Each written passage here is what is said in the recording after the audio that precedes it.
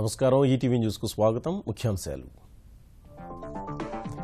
రంజాన్ వేళ మక్కాలో భారీ ఉగ్రకుట్ర భగ్నం ప్రధాన ప్రార్థనా కేంద్రంపైనే దాడికి వ్యూహం తనను తాను పేల్చుకున్న తీవ్రవాది హైదరాబాద్లో ఐసిస్ సానుభూతిపరుడి అరెస్ట్ ఇస్లాం స్వీకరించి ఒమర్గా మారిన సుబ్రహ్మణ్యం సామాజిక మాధ్యమాల ద్వారా మరికొందరికి వల ఆంధ్రప్రదేశ్ ఏసీబీ చరిత్రలోనే కళ్లు చెదిరే కేసు సగం జిల్లాల్లో అవినీతి కోరలు చాచిన పాము పాండురంగారావు అక్రమార్జన 500 కోట్లకు పైనేనని అంచనా ద్వైపాక్షిక సంబంధాల బలోపేతమే లక్ష్యంగా మరోసారి మోదీ విదేశీయానం నేడు అమెరికా సహా 3 దేశాల పర్యటనకు పయనం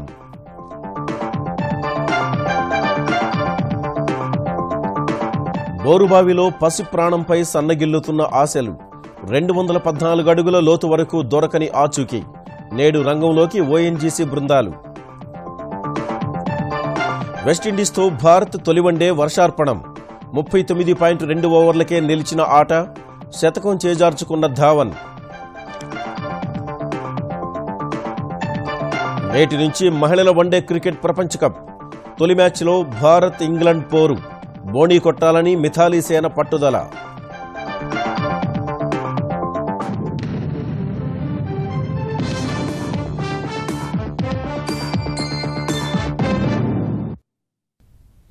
రంజాన్ సమీపిస్తున్న వేళ ముస్లింల అత్యంత పవిత్ర స్థలమైన మక్కాలో ఉగ్ర కుట్రను సౌదీ అరేబియా పోలీసులు భగ్నం చేశారు. రంజాన్ సందర్భంగా లక్షలాది మంది ప్రజలు ప్రార్థనలు జరిపే మక్కా మసీదుపై దాడికి ఉగ్రవాదులు కుట్ర పన్నారని తెలుసుకున్న పోలీసులు ఆపరేషన్ ప్రారంభించారు.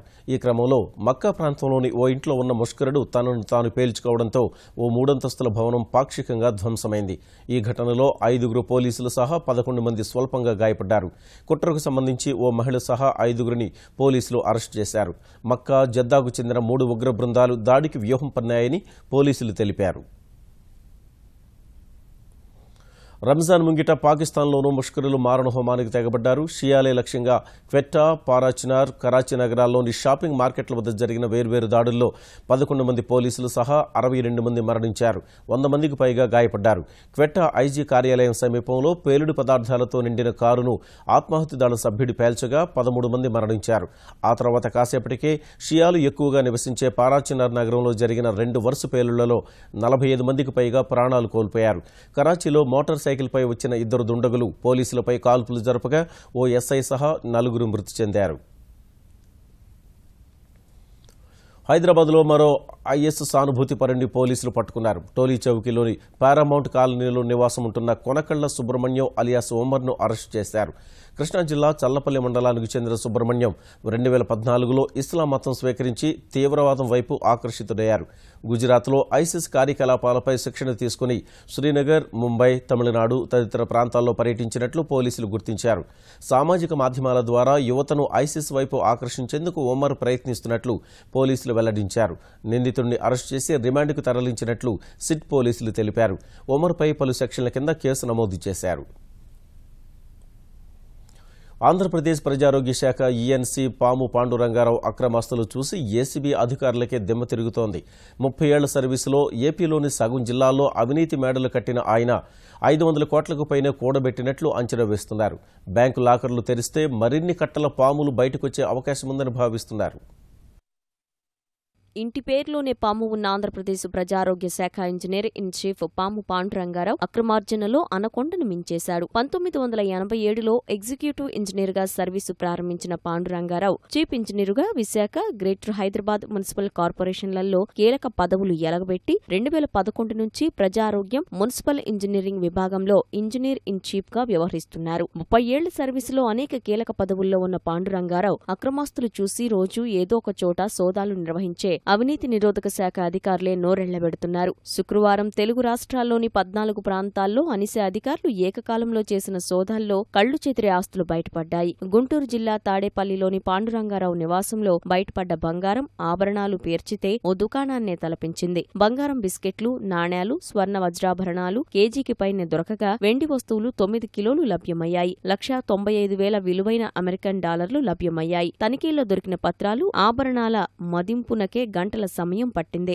విశాఖ, హైదరాబాద్ వంటి నగరాల్లోని కీలక ప్రాంతాల్లో 12 కోట్ల రూపాయల విలువైన రిజిస్టర్ ఆస్తులు గుర్తించిన అధికారులు ప్రస్తుత మార్కెట్ ప్రకారం వాటి విలువ 500 కోట్లుగా అంచనా వేస్తున్నారు. పాండురంగారావు 2 రాష్ట్రాల్లోనూ అవినీతి కోరలు చాచాడు. మొత్తంగా 42 ప్లాట్లుండగా ఒక్క విశాఖలోనే 20 వరకు తేలాయి. గుంటూరులో 8, హైదరాబాద్లో 7, పశ్చిమ గోదావరిలో 6, విజయనగరంలో 1 ప్లాట్ గుర్తించారు. హైదరాబాద్లో ఎకరా వాణిజ్య భూమి, ఉభయ గోదావరి, కృష్ణా జిల్లాల్లో 24 ఎకరాల వ్యవసాయ భూమి పాండురంగారావు అతని కుటుంబ సభ్యుల పేరిట ఉన్నట్లు తేలింది. విశాఖలో అశ్విని ఆసుపత్రి నిర్మాణానికి 4 కోట్ల పెట్టుబడి, తన కుమారుడి పేరిట right and staff technology and services, భార్య పేరిట హెచ్ఎం టెక్నోక్రాట్స్ ఇండియా లిమిటెడ్ కంపెనీలున్నాయి. Sudheer solar power and Sunil enterprises సంస్థలో 66 లక్షల రూపాయల పెట్టుబడి పెట్టినట్లు ఆధారాలు సేకరించారు. So far this is the biggest case we have. Unbelievable property వాళ్ళ దగ్గర ఉన్నాయి. Most of his land property are in the urban area. So most of the property are in his name, his wife name and his son and daughter name. Overnight గా ఇంత ఉంది అది కాదు. ఇదే కేసులో మీరు 3 నెలల నుంచి పని చేస్తున్నాము, ఇప్పుడే కాదు. పాండురంగారావుకు చెందిన 25 లక్షల రూపాయల బ్యాంకు డిపాజిట్లు గుర్తించిన అధికారులు పాస్ పుస్తకాలు స్వాధీనం చేసుకున్నారు. బ్యాంకు లాకర్లు తెరిస్తే మరిన్ని బయటపడే అవకాశం ఉందని భావిస్తున్నారు. ప్రధాని మోదీ నేడు అమెరికా సహా 3 దేశాల పర్యటనకు బయలుదేరనున్నారు. తొలుత పోర్చుగల్ వెళ్లనున్న మోదీ అక్కడి నుంచి అగ్రరాజ్యంలో 2 రోజులు పర్యటిస్తారు. అమెరికా అధ్యక్షుడు డొనాల్డ్ ట్రంప్తో భేటీ కానున్న ప్రధాని భవిష్యత్ దార్శనికత నిర్మాణమే పర్యటన లక్ష్యమని ఫేస్బుక్లో వెల్లడించారు. అమెరికాతో భారత్ సంబంధాలు కేవలం 2 ప్రభుత్వాలకు మాత్రమే సంబంధించినవి కావని, భాగస్వాములందరికీ సంబంధించినదని మోదీ స్పష్టం చేశారు. ట్రంప్, ఆయన మంత్రివర్గ సహచరులు, వివిధ సంస్థల సీఈఓలతో పాటు అక్కడి ప్రవాసుల్ని కలుస్తానని మోదీ తెలిపారు. అమెరికాతో భారత్ భాగస్వామ్యం బహుళ అంచెలు, భిన్నత్వంతో కూడుకున్నదని పేర్కొన్నారు. అమెరికా పర్యటన తర్వాత ఈ నెల 27న మోదీ నెదర్లాండ్స్లో పర్యటిస్తారు. రాష్ట్రపతి ఎన్నికల్లో ఎన్డీఏ అభ్యర్థి రామ్నాథ్ కోవింద్కు ఇచ్చిన మద్దతుపై వెనకడుగు లేదని జేడీయూ నేత బీహార్ ముఖ్యమంత్రి నితీష్ కుమార్ స్పష్టం చేశారు. ఎన్డీఏ అభ్యర్థికి మద్దతిచ్చి చరిత్రాత్మక తప్పిదం చేశారన్న ఆర్జేడీ అధినేత లాలూ ప్రసాద్ విమర్శల్ని నితీష్ తోసిపుచ్చారు. రామ్నాథ్కు మద్దతుపై పునరాలోచించుకోవాల్సిన అవసరం లేదని స్పష్టం చేశారు. విజయానికి అవకాశం లేకపోయినా మీరా కుమార్ను విపక్షాలు పోటీకి దింపాయన్న నితీష్ కుమార్ ఓడిపోవడానికే బీహార్ పుత్రికతో పోటీ చేస్తున్నట్టుగా ఉందని అభిప్రాయపడ్డారు. రాష్ట్రపతి ఎన్నికల్లో విపక్షాల అభ్యర్థి మీరా కుమార్కు ముఖ్యమంత్రి కేసీఆర్ మద్దతు ప్రకటించాలని కేంద్ర మాజీ మంత్రి జైపాల్ రెడ్డి డిమాండ్ చేశారు. ప్రత్యేక తెలంగాణ సాధనలో రాజ్యాంగ స్ఫూర్తిని కాపాడుతూ మీరా కుమార్ చేసిన కృషిని తెరాస గుర్తించాలని జైపాల్ రెడ్డి సూచించారు. కేసీఆర్కు భాజపా భావాలున్నాయని ఆరోపించిన ఆయన ఢిల్లీ వెళ్లి ప్రధాని మోదీతో ముఖ్యమంత్రి చేసుకున్న రహస్య ఒప్పందం ఏమిటో తెలపాలని డిమాండ్ చేశారు.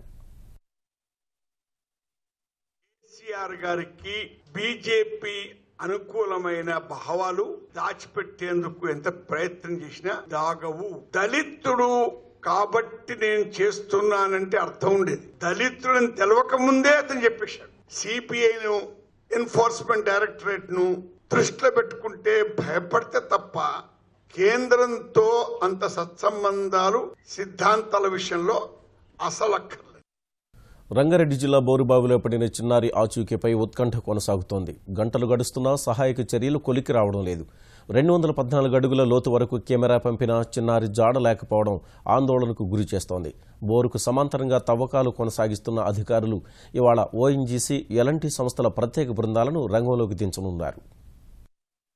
రంగారెడ్డి జిల్లా చేవెళ్ల మండలం చన్నెల్లిలో గురువారం సాయంత్రం 6 గంటల ప్రాంతంలో ఆడుకుంటూ వెళ్లే బోరుబావిలో పడిన 7.5 చిన్నారి మీనాను వెలికితీసే ప్రయత్నాలు నిరాటంకంగా సాగుతున్నాయి. గురువారం సాయంత్రం 7 గంటల నుంచి పోలీసులు, రెవెన్యూ, ఎన్డీఆర్ఎఫ్, అగ్నిమాపక సిబ్బంది చేస్తున్న విభిన్న ప్రయత్నాలు ఫలించడం లేదు. నిన్న మధ్యాహ్నం బోరుబావిలోని 40 అడుగుల వద్ద పాప చేతులు కదిలించడంతో చిగురించిన ఆశలు సమయం గడిచే కొద్దీ సన్నగిల్లుతున్నాయి. రాత్రి చీకట్లోనూ చిత్రాలు తీయగలిగే అత్యాధునిక లేజర్ కెమెరాను బోరుబావిలోకి పంపారు. 214 అడుగుల లోతుకు కెమెరా పంపినా నీళ్లు, బురద కనిపించాయే గాని చిన్నారి జాడ చిక్కకపోవడం తల్లిదండ్రులను ఆందోళనకు గురిచేస్తోంది.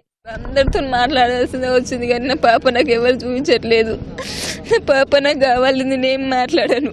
మరోవైపు అధికారులు సహాయక చర్యలను నిరంతరాయంగా కొనసాగిస్తున్నారు. 4 జేసీబీలు బోరుకు సమాంతరంగా గొయ్యి తవ్వుతున్నాయి. 108 సిబ్బంది బోరుబావిలోకి నిరంతరం ఆక్సిజన్ పంపిస్తున్నారు. పాప ఆచూకీ కోసం సహాయక చర్యలు కొనసాగిస్తూనే ఉంటామని అధికారులు తెలిపారు. ఆశ ఉంది కాబట్టి we are going ahead with the operation.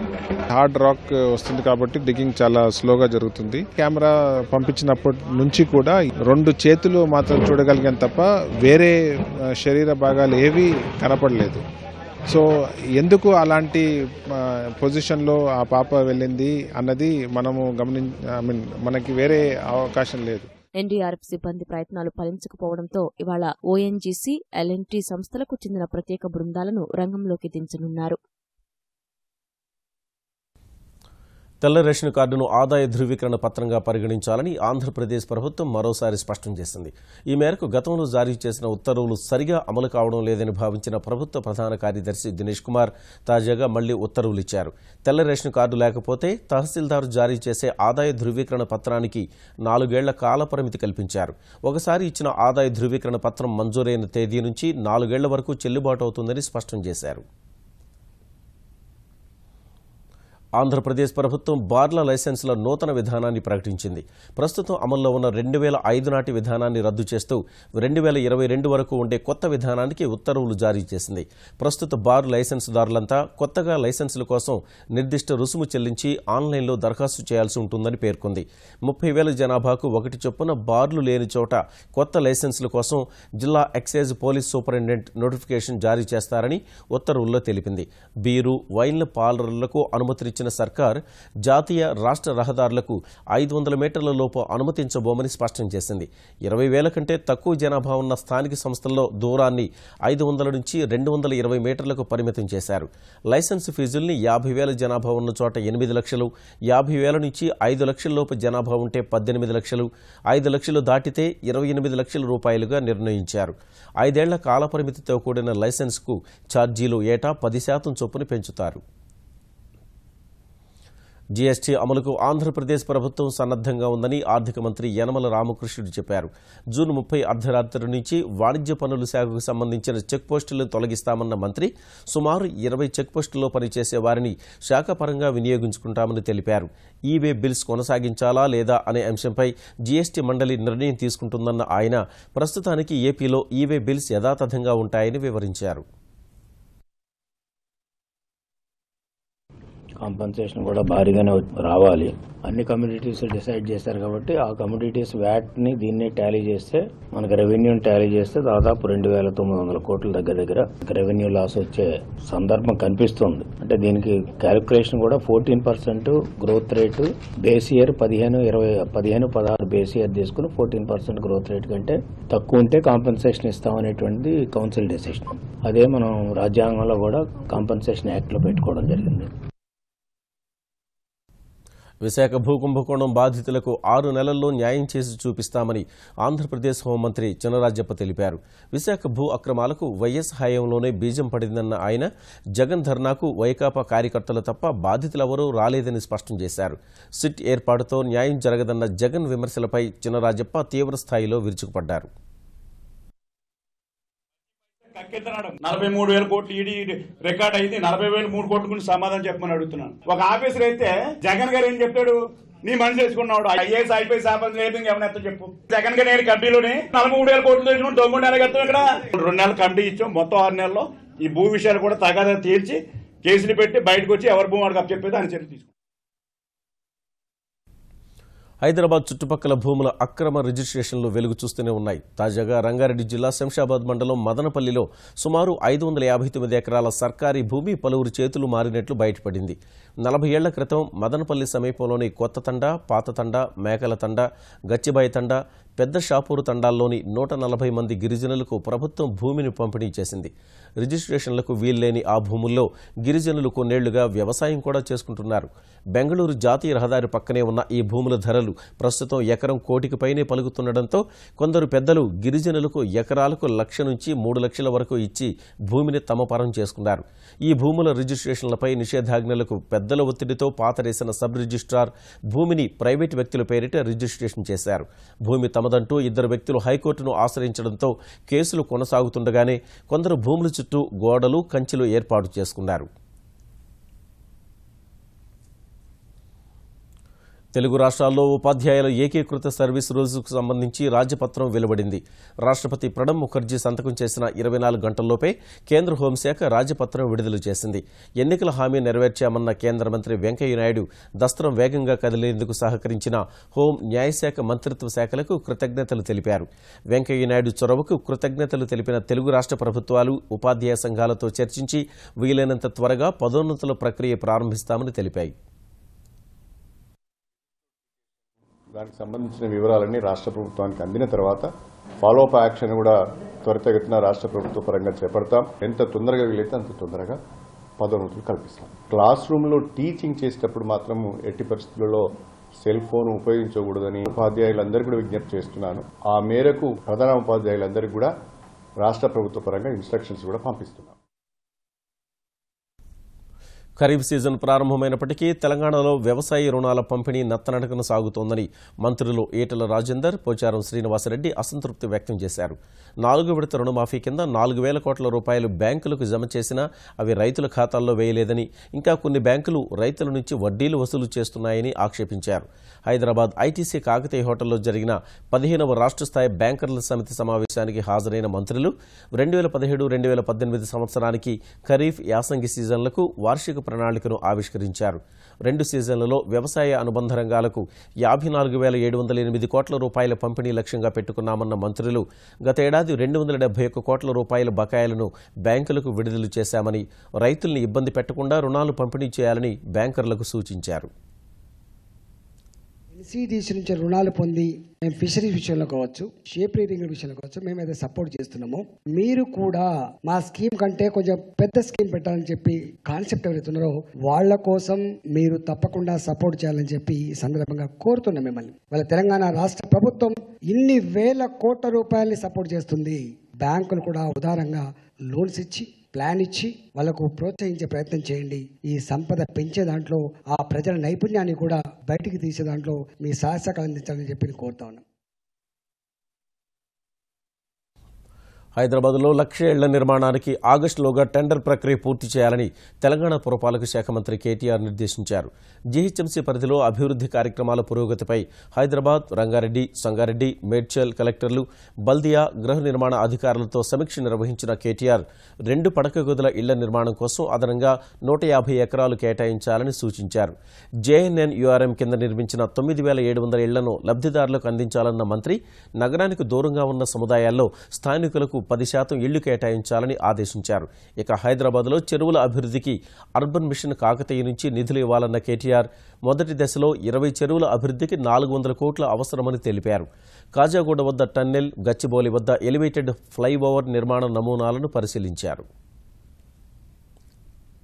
ప్రత్యేక గోర్ఖాలాండ్ రాష్ట్రం ఏర్పాటు నినాదంతో డార్జిలింగ్ కొండ ప్రాంతంలో 10 రోజులుగా నిరసనలు కొనసాగిస్తున్న గోర్ఖా జనశక్తి మోర్చా జీజేఎం గోర్ఖాలాండ్ ప్రాదేశిక పాలనా సంస్థ జీటీఏ నుంచి వైదొలిగింది. జీటీఏ అధ్యక్షుడు బెమల్ గురింగ్, కార్యదర్శి రోషన్ గిరి సహా మొత్తం 45 మంది సభ్యులు పాలకవర్గం నుంచి తప్పుకుంటూ మూకుమ్మడి రాజీనామాలు సమర్పించారు. వాటిని జీటీఏ ముఖ్య కార్యదర్శికి పంపారు. ఆందోళనల్ని అణిచివేసేందుకు బంగాల్ ప్రభుత్వం అనుసరిస్తున్న నియంతృత్వ వైఖరికి వ్యతిరేకంగా ఈ నిర్ణయం తీసుకున్నట్లు రోషన్ గిరి తెలిపారు.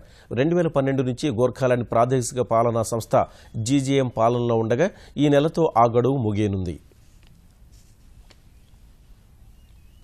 పాస్పోర్టులను ఇకపై హిందీ, ఆంగ్ల భాషల్లో ముద్రించనున్నారు. ప్రస్తుతం పాస్పోర్ట్లోని వివరాలన్నీ ఆంగ్లంలోనే ఉండగా ఆ విధానంలో మార్పులు చేస్తున్నట్లు విదేశాంగ మంత్రి సుష్మా స్వరాజ్ వెల్లడించారు. పాస్పోర్ట్ చట్టానికి 50 ఏళ్లు పూర్తయిన సందర్భంగా ఢిల్లీలో నిర్వహించిన పాస్పోర్ట్ సేవా దివస్ సహా పాస్పోర్ట్ అధికారుల సదస్సుకు ఆమె అధ్యక్షత వహించారు. 8 ఏళ్ల కంటే తక్కువ, 60 ఏళ్ల కన్నా ఎక్కువ వయసు ఉన్న వారికి పాస్పోర్ట్ దరఖాస్తు రుసుములో 10% రాయితీ ఇవ్వనున్నట్లు సుష్మా స్వరాజ్ ప్రకటించారు. ఇక ముఖ్యాంశాలు మరోసారి. రంజాన్ వేళ మక్కాలో భారీ ఉగ్రకుట్ర భగ్నం. ప్రధాన ప్రార్థనా కేంద్రంపైనే దాడికి వ్యూహం. తనను తాను పేల్చుకున్న తీవ్రవాది.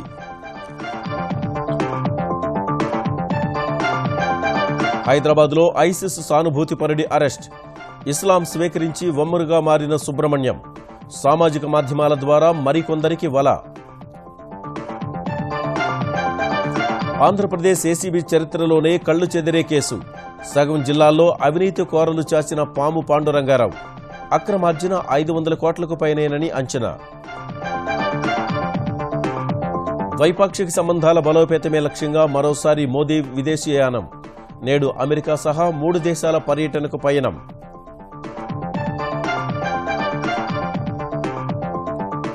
బోరుబావిలో పసి ప్రాణంపై సన్నగిల్లుతున్న ఆశలు. 214 అడుగుల లోతు వరకు దొరకని ఆచూకీ. నేడు రంగంలోకి ఓఎన్జీసీ బృందాలు. వెస్టిండీస్తో భారత్ తొలి వన్డే వర్షార్పణం. 39.2 ఓవర్లకే నిలిచిన ఆట. శతకం చేజార్చుకున్న ధావన్. నేటి నుంచి మహిళల వన్డే క్రికెట్ ప్రపంచ కప్. తొలి మ్యాచ్లో భారత్ ఇంగ్లాండ్ పోరు. బోణీ కొట్టాలని మిథాలీ సేన పట్టుదల.